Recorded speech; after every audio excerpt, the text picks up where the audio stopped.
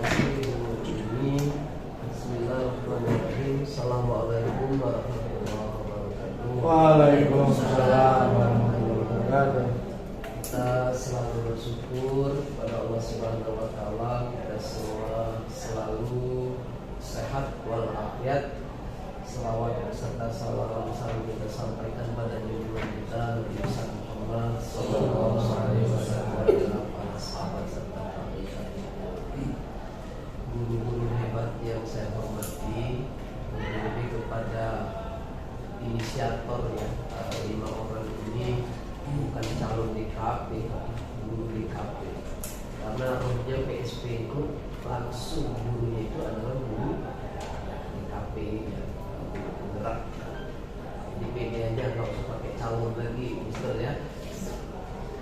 Menukik saja, saya apresiasi teman-teman sudah menginisiasi ini untuk berbagi, dan insya Allah ini akan kita jadikan habit kultur di sekolah kita. Nah ini kalau saya boleh kritisi ya, bisa dikatakan telat, tapi tidak ada kata lambat ya. Tapi kita sekolah-sekolah lain sudah mulai ya. Kritisi yang kedua Pak Narto ya, kalau yang DKP ini mau rekrut lagi internal kita, ingin di sini itu demonstrasikan juga guru penjas yang bertanggung jawab dengan kesehatan anak-anak. Kemudian Bu Aidan, Festival Seni, sudah atur ya. Ini kan materi ini sudah luar biasa ya kan. Kita nanti ada hari tertentu, waktu tertentu, seperti disiplin dan nilai-nilai kebajikan ya. Ini kan implementasinya warga sekolah ya, semua stakeholder. Nanti apapun bagaimanapun orientednya kepada budaya disiplin, selalu on time. Kemudian ke nilai-nilai. Kenapa saya ingin menambahkan olahraga Pak Nato dan teman-teman ya? Karena guru olahraga itu saya anggap yang bertanggung jawab dengan mentalitas anak, kesehatan anak di sekolah. Contoh konkret, kita tidak boleh lagi melihat anak pingsan saat upacara. Bagaimana kita antisipasi ya? Kan lumayan terganggu untuk upacara kalau ada yang pingsan ya. Mungkin preventifnya harus sarapan atau tiket sebelum upacara sudah di lokalisasi yang kurang sehat kan? Jadi tetap itu urusan guru olahraga. Guru seni juga nanti ada pentas lah, seperti yang sudah didemonstrasikan lewat project gitu ya. Dan ini ada 5 pemateri ini nanti akan berbagi di kita, Bapak Ibu yang saya hormati. Ini ada sumber piawai yang handal impor ini, namanya juga Mr. Munir ya, Miss Dini. Kalau Pak Sunarno internal ya, Bu Rina impor juga ini, Bu Dewi. Silakan teman-teman menyampaikan pesan-pesan baik kepada teman-teman ya, untuk mengimplementasikan kaitan dengan ya tanda kutip pesan ya dari kurikulum Merdeka melalui guru penggerak. Namun kita kesampingkan inginnya ini jadi kultur sekolah ya. Kita implementasikan baik disiplin, nilai-nilai. Saya suka ke kelas tuh ke anak-anak atau di lobi ngobrol. Nah, kamu jangan takut sama guru. Guru tuh teman kamu, friendly, ngobrol aja.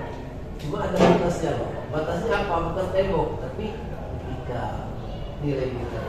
Nah, kayaknya ada yang belum sampai secara menyeluruh pada orang. Itu tugas-tugas kita semua, ya, anak-anak well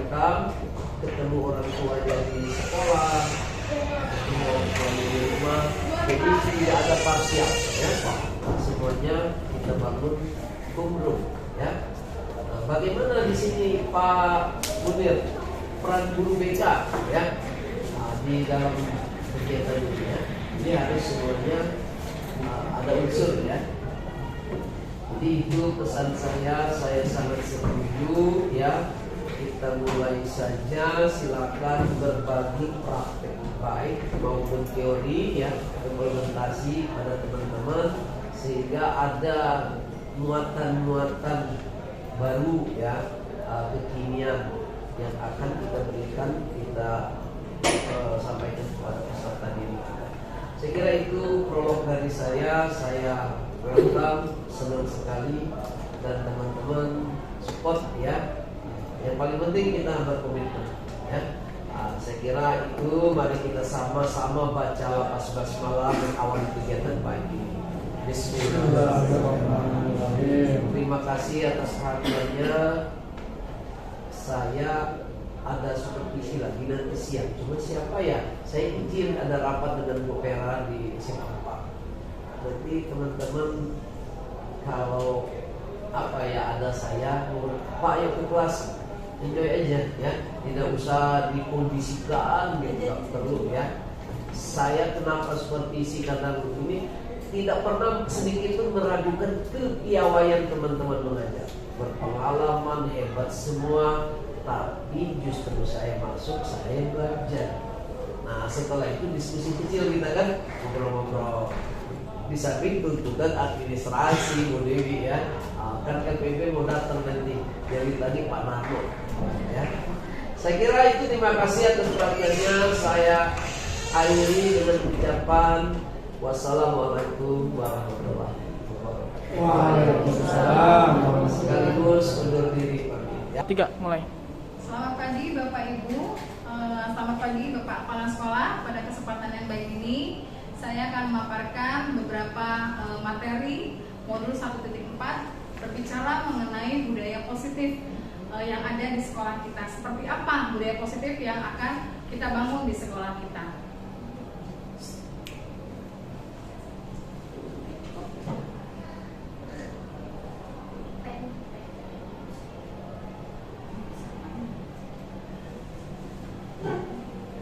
Dalam modul 1.4 berbicara mengenai budaya positif, yang pertama berbicara mengenai disiplin positif dan nilai kebajikan universal.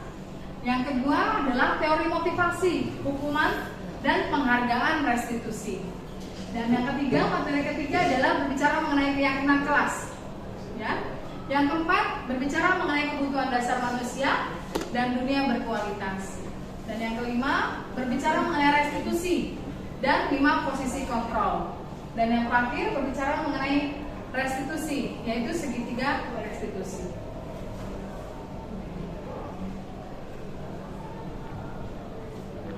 Langsung Closing ya, udah closing aja ya. Berarti closing punya burinya ya. Closing kamu udah tadi. Dah. Oke, selamat siang Bapak Ibu semua. Iya. Semoga masih tetap semangat ikutin yang terakhir ya, materi kita tentang segitiga restitusi. Ya.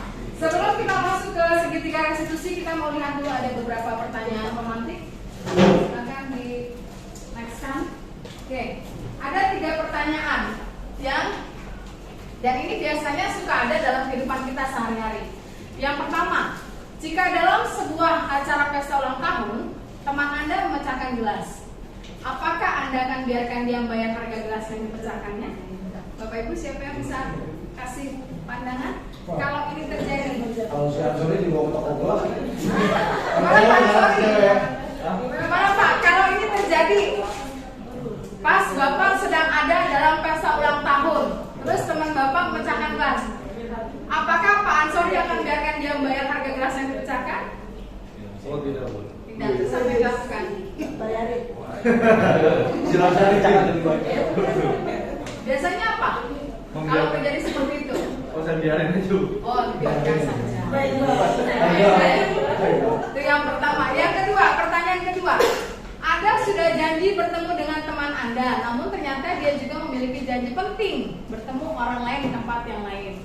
dan Anda terpaksa naik taksi untuk menemui teman Anda di tempat itu. Apakah Anda akan meminta teman Anda membayar biaya taksi Anda menuju ke tempat tersebut? Tidak. Resiko ditanggung sendiri ya. Kan kita yang lebih banyak berkorban untuk orang lain ya. Oke, pertanyaan ketiga. Pegawai Anda membuat kesalahan yang menyebabkan kerugian finansial pada perusahaan. Pegawai tersebut menawarkan untuk bekerja lembur tanpa bayaran. Apakah jika kita di posisi sebagai pemilik perusahaan, apakah kita akan menerima ini? Tidak. Ya, itu apa namanya? Tindakan yang bisa kita lakukan. Ya, yuk berikutnya. Next, Halo? Jusor. Asrot, asisten sorot. Ya, kita akan lihat. Mari kita periksa. Bapak dan Ibu guru, jika ada seseorang berbuat salah pada kita, ya, ketika mereka menawarkan sebuah tindakan untuk memperbaiki kesalahan mereka, kemungkinan besar jawaban Anda adalah akan menolak semua tawaran itu dan akan bilang tidak usah, nggak apa-apa, lupain aja, tapi membekas. Biasanya juga gitu ya. Nggak apa-apanya bukan dihapus.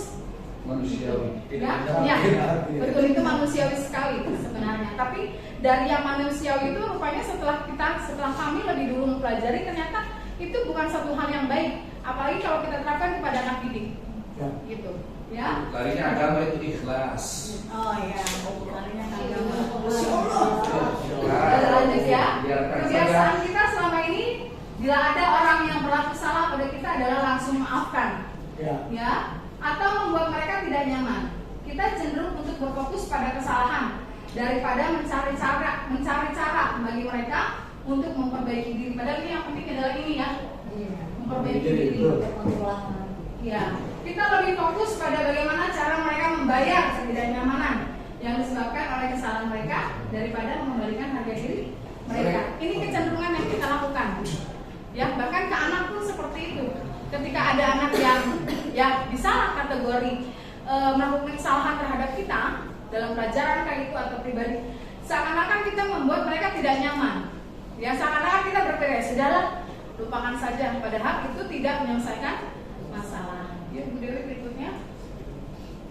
Nah, kalau ada pertanyaan seperti ini, sebagai seorang guru, kita sebagai guru, ketika murid kita melakukan kesalahan, tindakan mana yang biasanya kita akan lakukan? Pertama, Anda menunjukkan kesalahan dan memintanya melihat kesalahan baik-baik. Anda mengatakan kamu seharusnya tahu bagaimana kamu seharusnya bertindak. Atau kita mengingatkan murid akan kesalahan yang sama di waktu sebelumnya. Diingat lagi berarti kesalahan yang dulu. Kamu pernah begini loh, 3 hari yang lalu kamu pernah, biasanya itu ibu ya. Kalau ibu ke anaknya semua dosa anaknya dari berapa tahun lalu pun dia ingat. Ya kan, ternyata itu bahaya. Ya. Atau Anda akan bertanya padanya, kenapa kamu melakukan sesuatu yang seharusnya tidak kamu lakukan? Atau kita akan mengkritik dia dan mendiamkannya. Biasanya kecenderungan kita yang seperti apa? Kalau sama anak, sama murid.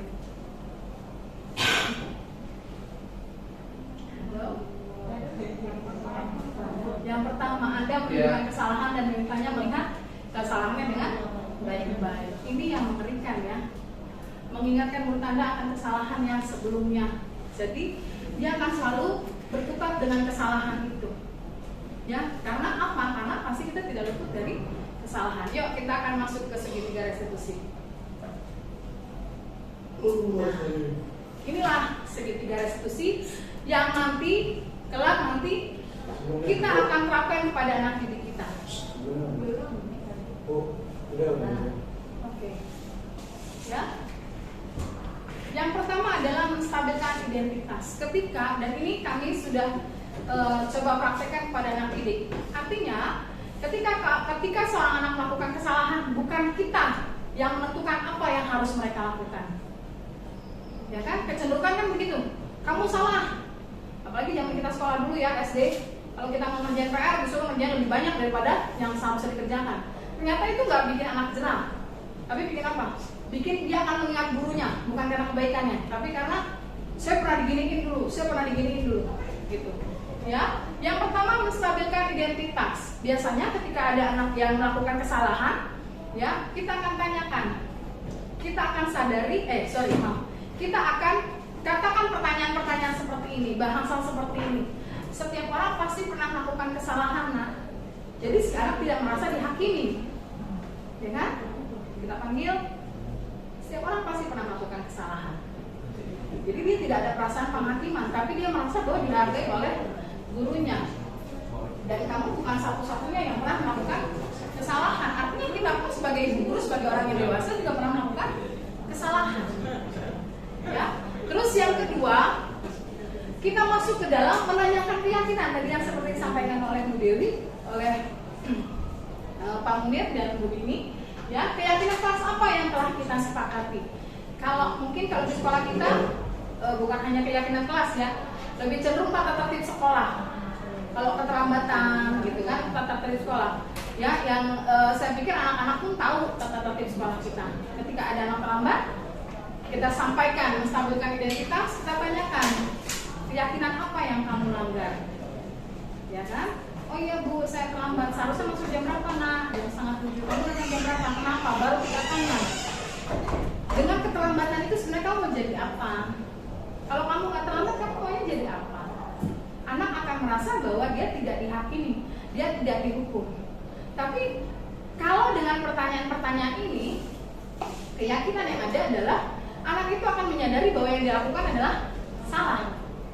Sehingga ketika dia mau melakukan hal yang benar, bukan karena oh saya sudah melanggar aturan, tidak. Tapi tadi karena saya menghargai waktu, saya menghargai diri saya menghargai Bapak Ibu guru yang sudah masuk kelas jam 6.30. Kan begitu ceritanya. Ya. Nah, yang ketiga, validasi tindakan yang salah. Kamu pasti punya alasan melakukan kesalahan itu. Kenapa kamu begitu? Kenapa kamu terlambat? Tadi kayak contoh tadi, saya terlambat Bu karena alarmnya tidak berbunyi. Masalahnya di mana? Ibunya tidak membangunkan atau handphonenya mati atau lain sebagainya. Nah, adakah cara yang lebih efektif untuk mendapatkan apa yang kamu butuhkan? Ya, mungkin saya harus menyetelnya pagi-pagi. Saya harus tidur tidak terlalu malam. Gitu. Jadi, ketika anak kita terapkan segitiga restitusi, ketika mereka melakukan kesalahan, mereka akan berpikir dari kesalahan itu. Gitu. Jadi, tidak ada penghakiman, tidak ada penghukuman, tapi dia akan menyadari bahwa kesalahan itu terjadi. Boleh melakukan kesalahan, tapi tidak berkutat di kesalahan itu. Apa yang harus dia lakukan ke depan? Itu yang paling penting. Ya, Bu Dewi berikutnya. Ya, ini tadi yang disampaikan oleh Bu Dewi. Lanjutnya. Nah, ini yang terakhir. Ciri-ciri restitusi yang membedakan dengan program disiplin lainnya. Yang pertama, restitusi bukan untuk menebus kesalahan, namun untuk belajar dari kesalahan. Saya tertarik dengan iklan Rinso. Tak ada noda, tak belajar. Bener nggak? Zaman kita dulu, zaman saya mungkin ya, zaman kita generasi 70-an, ya kan?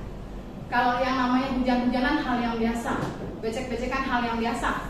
Kalau zaman sekarang kan hujan dikit, jangan pakai hujan-hujanan nak, kenapa? Nanti bilang kan begitu bahasa ibunya. Ternyata dengan adanya noda, kita jadi belajar. Sama seperti ini. Dengan adanya kesalahan itu, anak jadi belajar. Tidak di ketika saya melakukan kesalahan, saya minta maaf seakan-akan impas. Bukan itu yang mau diambil. Tapi ketika si anak melakukan kesalahan, si anak harus menyadari kesalahannya itu. Maka dia akan belajar dari kesalahan, tidak mengulangi kesalahan yang sama. Ya. Yang kedua, restitusi itu memperbaiki hubungan. Sudah pasti hubungan dengan temannya, hubungan dengan dirinya sendiri. Karena apa? Karena kecenderungan dalam restitusi ini anak menilai dirinya. Yang sulit itu kan menilai diri sendiri ya. Menilai orang lain itu sangat mudah, tapi menilai diri sendiri. Nah, ketika si anak sudah menilai bahwa yang saya lakukan adalah salah, ya, sudah bisa dikatakan tahu apa yang akan dilakukan esok. Ya. Yang ketiga, restitusi adalah tawaran, bukan paksaan. Karena kalau paksaan juga salah. Kamu harus menyadari kesalahan kamu, sama aja itu kita maksa dia. Gitu. Kita yang memberikan clue sama dia, padahal bukan seperti itu yang sebenarnya. Anak itu yang harus mengambil keputusan terhadap kesalahan yang dia lakukan. Ya, ini dalam kesalahan anak-anak. Restitusi menuntut untuk melihat ke dalam diri, sudah pasti. Karena apa? Karena dia mengintrospeksi dirinya. Ya, tadi belajar dari kesalahan. Ya. Berikutnya restitusi fokus pada solusi. Apa solusinya? ya, tidak berkutat pada kesalahan itu. Oh iya, ternyata dengan saya terlambat efeknya adalah yang lain-lain. Nah, solusinya apa? Tadi dia harus bangun lebih pagi, dia harus manage waktunya, dia harus begini-begini. Jadi si anak yang berpikir untuk mencari solusi. Yang berikutnya, restitusi mencari kebutuhan dasar yang mendasari kepada tindakan. Dan restitusi diri adalah cara yang paling baik, ya, karena tadi ada kesadaran dari diri sendiri, itu yang sulit dan itu yang mau kita coba terapkan dalam kurikulum Merdeka. Jadi tidak ada lagi namanya anak karena guru. Jadi mudah-mudahan ntar 20 tahun ke depan tidak ada yang diingat oleh anak-anak kita karena guru killer, guru yang negatif di belakangnya, gitu. Restitusi mengembalikan murid yang berbuat salah pada kelompoknya. Karena apa? Karena dia tidak merasa dihakimi. Sehingga ketika dia kembali lagi ke kelompoknya, dia bisa mengangkat wajahnya. Tidak dalam keadaan saya bersalah. Tidak, saya bersalah tapi saya perbaiki kesalahan dan saya tahu besok saya mau. Gitu ya. Restitusi fokus pada karakter, bukan tindakan. Bukan kesalahan itu yang kita pegang, tapi karakter dia yang mau kita ubah. Ya. Dan yang terakhir, restitusi itu menguatkan. Bu Dewi, kayaknya sudah ya sampai sini. Oke, terima kasih Bapak Ibu sekalian.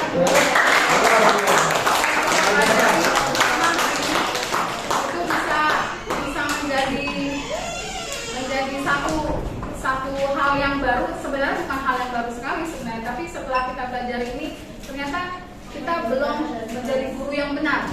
Dan mudah-mudahan nanti kita akan belajar sama-sama untuk menjadi guru yang lebih baik. Oke, terima kasih ya Bapak Ibu ya.